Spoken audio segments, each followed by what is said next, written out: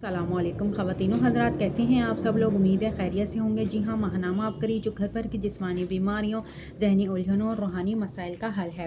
آج اس میں ٹاپک ہے ایسی شفایہ مٹی جس نے اجڑی دنیا آباد کر دی۔ قرآن پاک اللہ تعالیٰ کی ایسی عظیم کتاب ہے جو دنیا و آخرت دونوں میں کامیابی کا ذریعہ ہے۔ اللہ تعالیٰ نے اس کتاب کو صرف اس لیے نازل نہیں فرمایا تھا کہ اس کے ذریعے سے محلات کے دیواروں کو مزین کیا جائے، نہ ہی اس لیے کہ اسے صرف مرحومین کے اصالِ ثواب کی نیت سے اس کی تلاوت کی جائے۔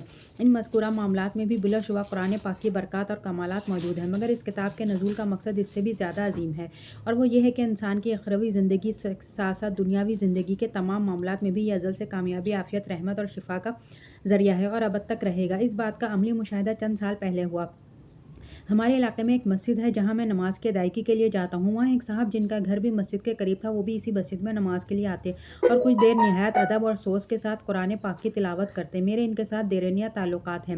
وہ صاحب اولاد کی نعمت سے محروم تھے۔ علاج کی غرض سے مختلف معالجوں سے رجوع کیا۔ ڈاکٹروں نے بھی اپنی طرف سے کوشش کی، مگر دونوں میاں بیوی کی ٹیسٹ رپورٹس آنے کے بعد بتایا گیا کہ انہیں اولاد نہیں ہو سکتی۔ انہیں اس بات کا کافی صدمہ ہوا، مگر انہوں نے مایوس ہونے کی بجائے خود کو اور بیوی کو سنبھالا اور تسلی دی۔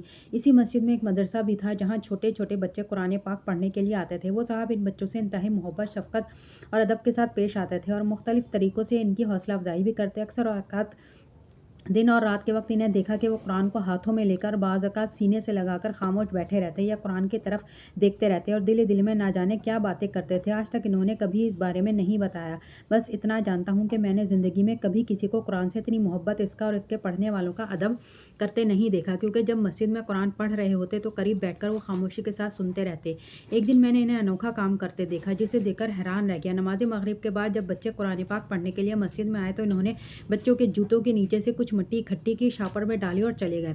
اگلے دن جب ملاقات ہوئی تو ان سے اس متعلق استفسار کیا، مگر انہوں نے بات کو پلٹ دیا۔ تقریباً ایک سال بعد دیکھا کہ وہ صاحب مسجد میں مٹھائی تقسیم کر رہے تھے۔ معلوم ہوا اللہ تعالیٰ نے انہیں اولاد نرینہ کی نعمت سے نوازا ہے۔ بہت زیادہ خوشی ہوئی، مگر اس کے ساتھ ہی ایک جھٹکا بھی لگا کہ انہوں نے تو خود بتایا تھا کہ ڈاکٹروں نے لاعلاج قرار دیا ہے۔ اس دن ان کی خوشی کا کوئی ٹھکانہ نہ تھا۔ وہ میرے چہرے پر خوشی کے ساتھ حیرانی کے تاثرات بھی دیکھ رہے تھے۔ پھر خود بتانے لگے کہ گزشتہ سال جب آپ نے یہاں سے مٹی اکٹھی کرتے دیکھا تھا، یہ سب اسی کی کرامات ہے۔ میں نے یہ سنا تھا کہ قرآن پاک میں شفا ہے، اس لیے قرآن کے ذریعے ہی تنہائی میں بیٹھ کر اللہ سے شفا مانگتا تھا، تاکہ جو بھی ہم میاں بیوی میں کمیاں ہیں وہ ختم ہو جائے اور اولاد کی نعمت مل جائے۔